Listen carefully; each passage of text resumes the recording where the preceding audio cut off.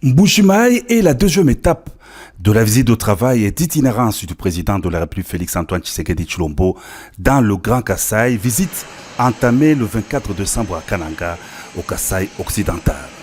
18h15, heure locale, le Boeing présidentiel Simon Kimbangu s'immobilise sur le tarmac de l'aéroport national de Bipemba, noir de monde, sur son tarmac et aux alentours des installations aéroportuaires, en compagnie de son épouse, la distinguée première dame Denise Nyakeru Tshisekedi. Le président de la République descend de l'avion.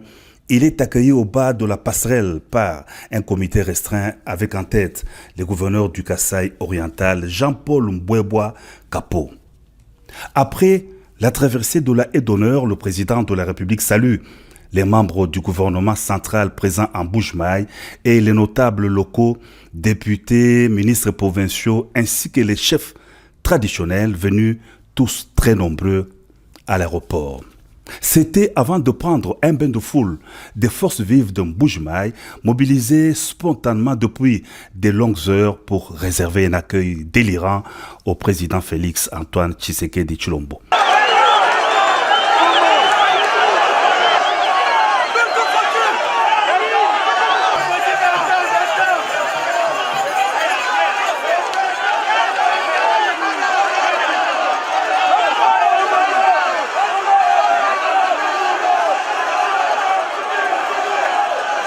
Ambiance festive également à la place Bonzola, lieu du meeting pris d'assaut par des centaines de milliers d'habitants de la commune de la Kanchi et d'autres municipalités de Mbujimaï, impatients d'écouter le message du président de la République.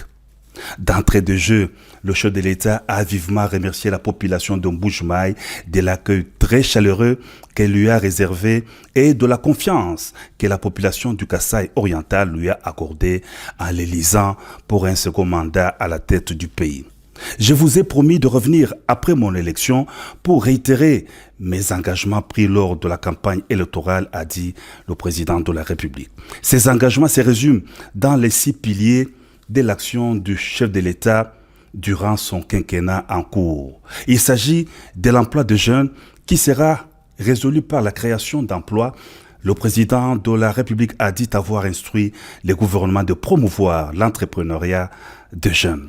Les deuxièmes piliers concernent la sécurité. Le président de la République a réitéré sa détermination dans la recherche de voies et moyens de restaurer la paix dans l'Est du pays grâce à la montée en puissance des forces armées de la RDC face à l'agresseur, le Rwanda, qui pille les ressources de la RDC et dont le président a brillé par son absence à la rencontre de Luanda en Angola. Le président de la République a mis par ailleurs l'accent sur l'agriculture, priorité des priorités, qui permettra à la RDC d'exporter ses produits agricoles pour diversifier l'économie du pays et combattre la hausse des prix des produits importés. La RDC pourra ainsi compter non seulement sur ses minéraux, mais aussi sur son agriculture pour assurer la sécurité alimentaire. Concernant les minéraux, le chef de l'État a annoncé une enveloppe de 50 millions de dollars américains pour le redressement de la minière de Bakwanga. Le président de la République a aussi parlé de l'accès aux services de base. Il a épinglé la gratuité de l'enseignement de base qui va aussi s'étendre au niveau du secondaire, la construction de l'université moderne de Mbujimaï et la gratuité de la maternité. Le chef de l'État a conclu par l'administration. Il a évoqué son important programme de 145 territoires qui va redresser le pays à partir de la base en construisant déjà des bureaux de l'administration, des écoles, des centres de santé. Invité par la masse à évoquer les sujets de la révision ou le changement de la Constitution, le président de la République a dit « C'est au peuple souverain primaire de décider. La parole du peuple est celle de Dieu », a renchéri le chef de l'État.